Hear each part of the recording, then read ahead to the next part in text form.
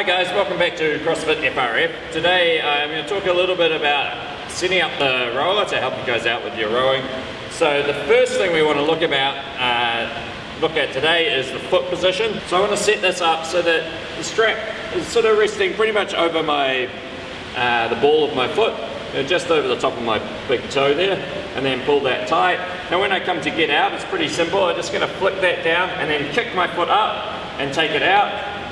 Sometimes I need to hold that down a little bit, but we don't need to be fluffing around too long. And when I come back to do my next round in my CrossFit workout, just straight back in, pull it in, really easy. And the next thing I want to talk about is the dampener setting. So this is goes from 1 all the way up to 10, and it's actually just a physical mechanism that adjusts how much air is let into the flywheel. So this bit here is called the flywheel.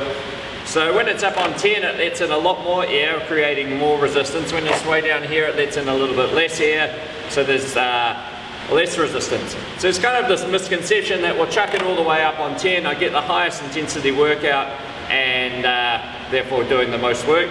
And that's definitely incorrect. So what we want to think about is you get more intensity by how hard you're pushing with your legs, driving with your legs.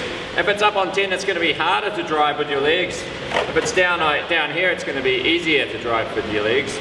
So we want to find a balance that allows you to have a sustained effort. It's a bit like gears on a bike.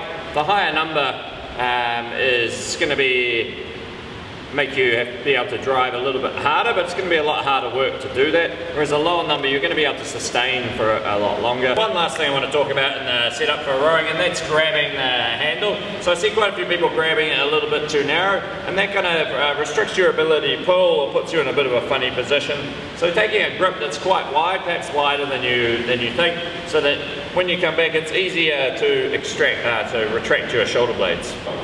So those are my quick tips for getting set up on the rower so that you can get the most out of your workouts with us.